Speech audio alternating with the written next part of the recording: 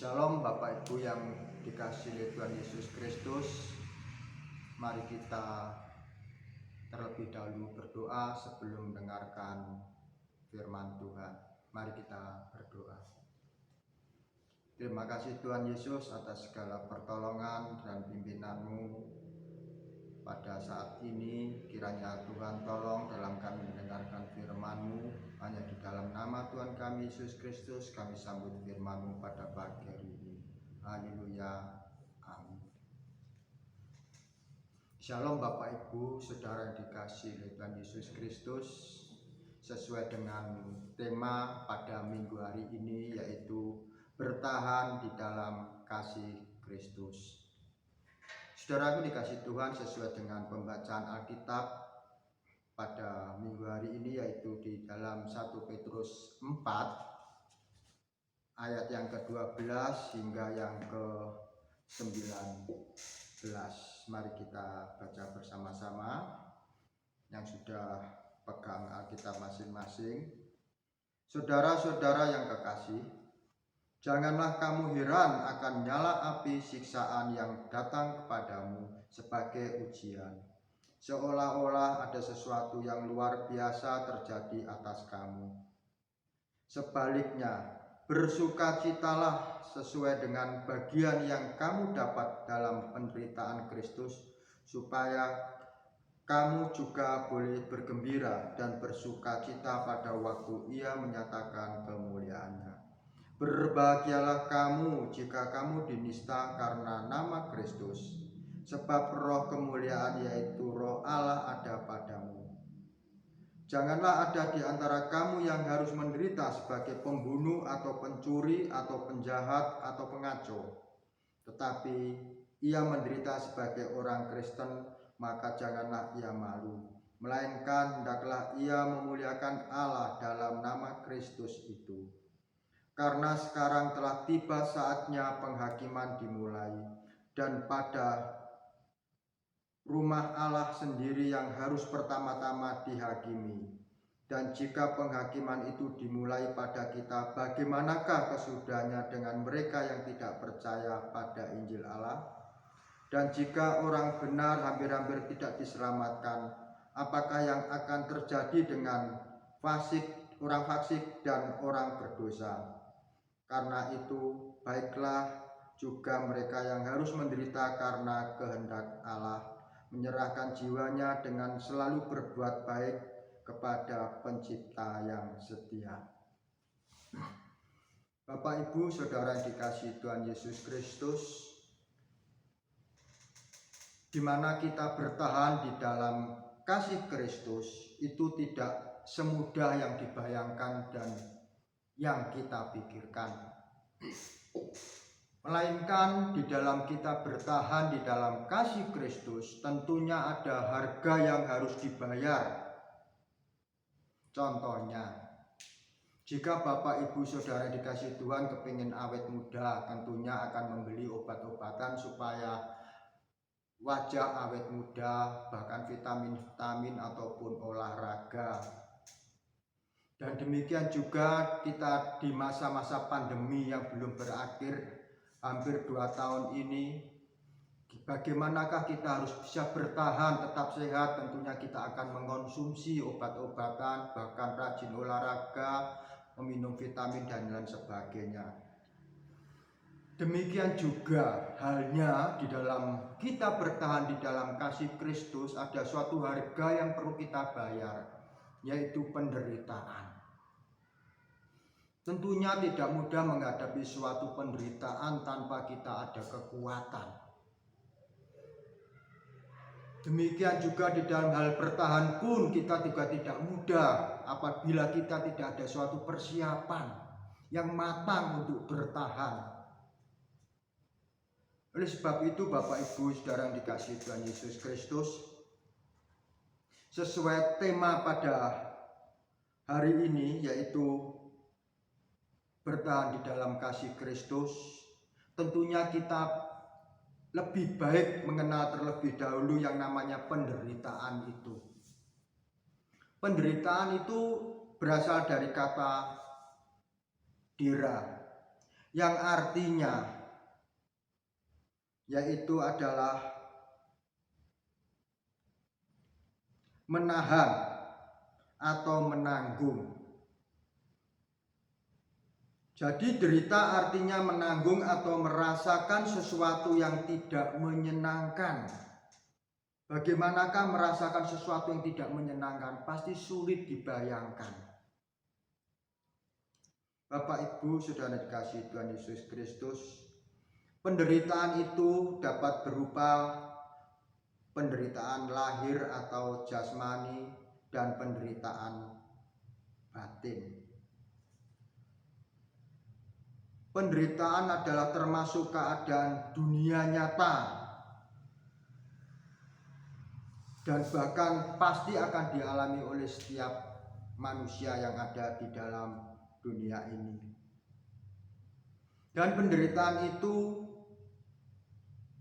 ada yang berat atau ringan. Tetapi bagaimanakah bisa mengetahui berat atau ringan? Tentunya tidak sama penderitaan Bapak Ibu yang kalian alami dan juga penderitaan saya. Tentunya setiap manusia tidak sama penderitaan itu. Mungkin penderitaan itu bagi si A, Bapak si A, dikatakan penderitaan yang sangat berat sekali. Dengan jenis yang sama, si B akan berkata, oh sudah biasa, itu penderitaan yang ringan. Jadi tentunya antara berat dan ringannya itu adalah manusia itu sendiri yang bisa merasakan. Di sini saya membagi 3 hal penderitaan yang perlu kita ketahui. Mengapa kita bisa menderita? Yang pertama adalah kita menderita disebabkan karena berbuat salah. Di dalam 1 Petrus 3 ayat 17 dikatakan bahwa sebab lebih baik menderita karena berbuat baik jika hal itu dikehendaki Allah daripada menderita karena berbuat jahat. Jelas sekali apabila ada yang mencuri kemudian tertangkap dan digebuki orang, digebuki massa, ia akan mengalami suatu penderitaan karena kesalahan dan kelakuannya sendiri. Di dalam 1 Petrus 4 ayat 15, seperti yang kita baca tadi, bahwa orang itu menderita karena perbuatannya sendiri. Karena dia mencuri, digebuki orang juga tidak salah orang yang menggebuki. Tetapi dalam 1 Petrus 2 ayat yang 20 juga disampaikan, sebab dapatkah disebut pujian jika kamu menderita pukulan karena kamu berbuat dosa? Tapi jika kamu berbuat baik dan karena itu kamu harus menderita, maka itu adalah kasih karunia pada Allah. Apa yang harus kita lakukan ketika kita menyadari bahwa penderitaan itu adalah karena kita berbuat salah? Tentu yang terbaik adalah kita introspeksi diri dan berjanji tidak akan mengulangi perbuatan salah itu, karena dengan perbuatan salah itu orang itu mengalami suatu penderitaan. Dan kita jadikan sebagai pelajaran berharga untuk langkah selanjutnya. Kemudian yang kedua, kita menderita disebabkan karena berbuat benar. Loh, orang berbuat benar kok dikatakan menderita? Tetapi ada contohnya. Di dalam 1 Petrus 3 ayat 17 tadi, ternyata berbuat baik dapat juga membuat kita menderita.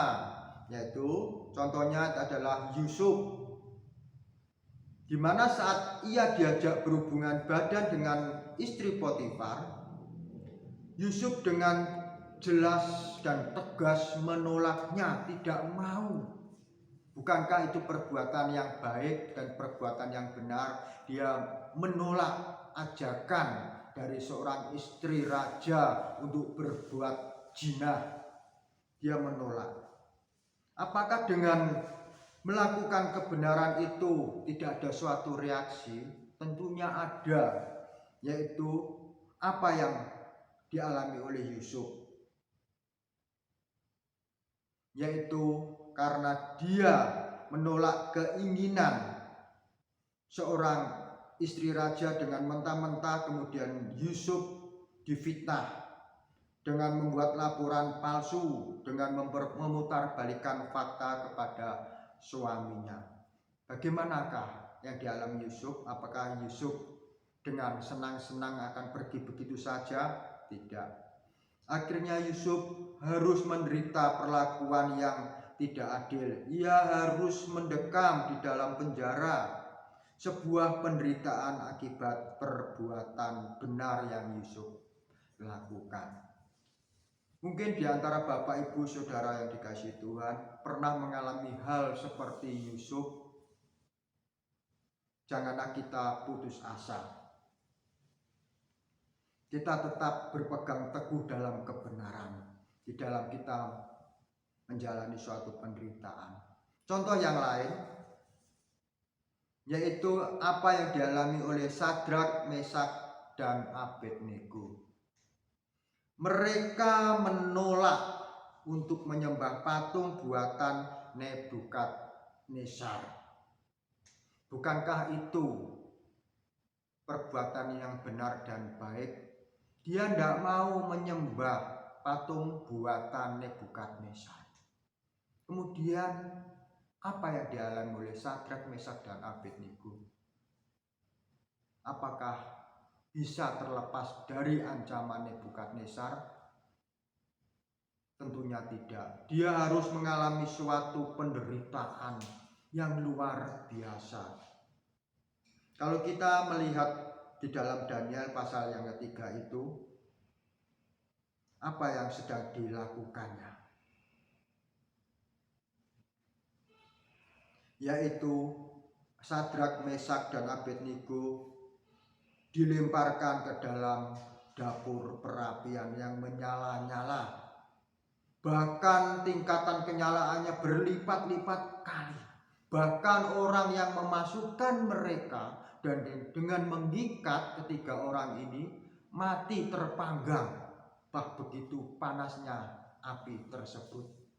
Sedangkan kita masak aja sebentar, kita mengumbar rambut kita bisa berbakar. Di situ pun orang suruhan dari seorang raja itu mati terbakar.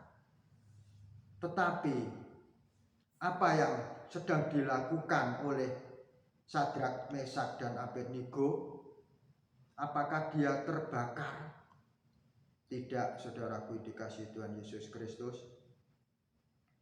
Dia bahkan bisa berjalan-jalan di dalam dapur api yang perapiannya menyala-nyala. Itu adalah campur tangan Tuhan. Ada seorang utusan melihat bahwa yang berjalan tidak lagi 3 bahkan 4. Dilihat ada seorang penolong. Akhirnya setelah melihat hal tersebut, Nebukadnezar menyuruh membebaskan Sadrak, Mesak, dan Abednego. Saudaraku dikasihi Tuhan Yesus Kristus, ketika menghadapi penderitaan karena berbuat baik dan benar, janganlah gampang kita menyalahkan Tuhan. Kenapa perbuatan itu kok selalu saya alami Tuhan? Bahkan saya berbuat baik kok mengalami penderitaan. Tetapi tetaplah kita setia dan bertahan di dalam kasih Kristus. Bertahan sampai Tuhan menyatakan pertolongan. Percayalah, Allah akan menolong kita tepat pada waktunya. Saudaraku dikasihi Tuhan, tidak ada sehelai rambut pun terjatuh tanpa seizin Tuhan. Tuhan mengetahui segala apa yang kita lakukan. Dan yang ketiga, kita menderita karena sebab yang tidak kita ketahui dengan pasti. Saudaraku dikasihi Tuhan, ketika kita alami penderitaan, kita sudah menganalisa dan tetap belum juga menemukan jawaban apa penyebabnya, maka itu artinya kita sedang mengalami penderitaan tanpa ada sebabnya. Hal ini seperti apa yang dialami oleh Ayub yang tidak mengerti mengapa musibah menimpa dirinya. Saudaraku yang dikasihi Tuhan Yesus Kristus, mungkin seringkali kita menerima suatu penderitaan yang tidak pernah kita ketahui sebabnya, ujuk-ujuk kok seperti ini dan lain sebagainya. Sebenarnya Allah itu mengizinkan kita untuk mengalami penderitaan sebagai alat bagi Tuhan untuk menjadikan kita lebih dewasa di dalam Dia. Saudaraku dikasihi Tuhan Yesus Kristus, Alkitab berkata bahwa Allah menguji kita dalam dapur api kesengsaraan seperti yang tertulis di dalam Yesaya 48 ayat yang ke-10.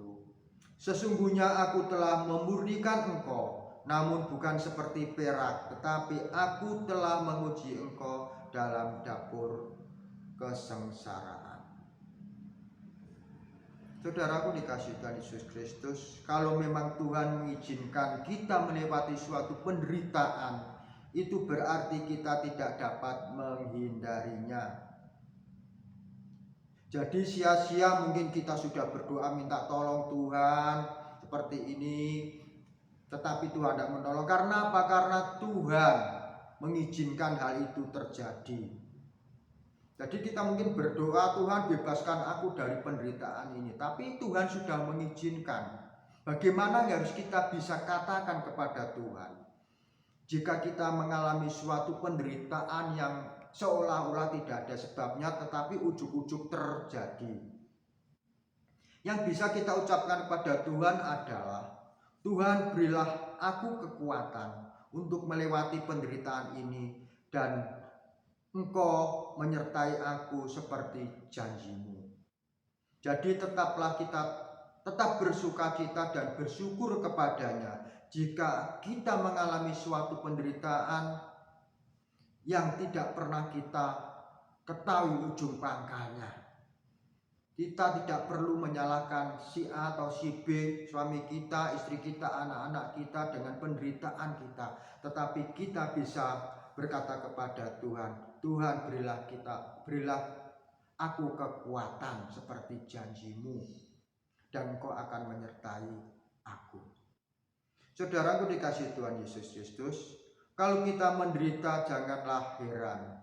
Marilah kita mencoba meneliti kembali penyebab dari penderitaan itu. Mungkin kalau kita menderita karena berbuat kesalahan, marilah kita bertobat. Tuhan akan segera memulihkan kita. Tetapi apabila karena kebenaran dan sebab yang tidak kita ketahui, kita mengalami suatu penderitaan, maka kita tetap bersukacita, sebab Tuhan berjanji akan menyertai kita. Bapak, Ibu, Saudara dikasihi Tuhan, tidak ada alat yang paling ampuh untuk mendewasakan seseorang di dalam Tuhan kecuali melalui penderitaan. Jadi untuk tetap bertahan di dalam kasih Kristus, harus kita tetap tinggal di dalam Tuhan. Di dalam 2 Timotius 2 ayat 1-3 dikatakan, "Hai anakku, jadilah kuat oleh kasih karunia dalam Kristus. Hanya tinggal di dalam Kristus maka iman kita akan kuat. Karena hanya orang kuatlah yang dapat bertahan di dalam suatu penderitaan, dan hanya orang kuatlah yang bisa merasakan penderitaan orang lain." Supaya kita kuat, kita selain mendengarkan firman Tuhan, mendengarkan suara Tuhan, maka kita akan diberi kekuatan. Tetapi apabila kita mendengarkan suara-suara lain di dalam Tuhan, mungkin suara tetangga, sesuara orang yang di sana dan sini, maka hal itu tidak akan menyelesaikan suatu masalah. Tetapi apabila kita mendengarkan suara Tuhan, firman Tuhan, maka kita akan diberi kekuatan untuk tetap bertahan di dalam kasih walaupun kita mengalami penderitaan. Bagi kita yang mengalami penderitaan dan menderita di dalam Kristus, maka kita akan diberi kekuatan terlebih daripada Tuhan. Oleh sebab itu Bapak Ibu sudah dikasih Tuhan, supaya kita menghadapi suatu masalah, tantangan, ujian, bahkan penderitaan apapun juga, kita jangan meninggalkan Tuhan, tapi tetaplah bertahan di dalam kasih Kristus. Kiranya firman Tuhan ini menjadi berkat bagi Bapak, Ibu, Saudara sekalian. Mari kita berdoa. Terima kasih Tuhan atas segala pertolongan dan penyertaan-Mu Tuhan sepanjang hari yang telah kami lalui. Walaupun masa-masa sulit yang kami hadapi Tuhan, masa pandemi belum usai, kiranya Engkau akan memberi kekuatan pada kami Tuhan. Terima kasih firman-Mu yang telah mengingatkan kami untuk selalu mendengarkan suara-Mu Tuhan, supaya kami boleh kuat tinggal di dalam kasih Kristus walaupun penderitaan sering kami alami Tuhan. Dan ampunilah kami Tuhan apabila kami mengalami suatu penderitaan oleh karena ulah kami sendiri Tuhan. Tetapi Tuhan juga Engkau akan memberi kekuatan kepada kami, juga penderitaan itu yang kami alami karena kami berbuat baik, kita diperlakukan tidak adil oleh sesama, oleh keluarga, tetangga dan sebagainya. Engkau akan tetap memberi kekuatan pada kami. Engkau akan memberi hiburan bagi kami Tuhan, untuk tetap bersukacita. Bahkan suatu penderitaan-penderitaan yang tidak pernah kami temukan asal usulnya, tetapi penderitaan yang kami alami, Engkau telah mengizinkan hal itu terjadi Tuhan. Maka Engkau akan memberikan kekuatan kami, Engkau akan memurnikan kami melalui ujian-ujian yang telah Kau berikan pada kami, sehingga kami dapat melampaui segala penderitaan itu Tuhan. Karena kami yakin dan percaya Engkau akan menyertai kami sampai akhir zaman. Di dalam nama Tuhan Yesus Kristus kami berdoa mengucap syukur. Haleluya. Amin.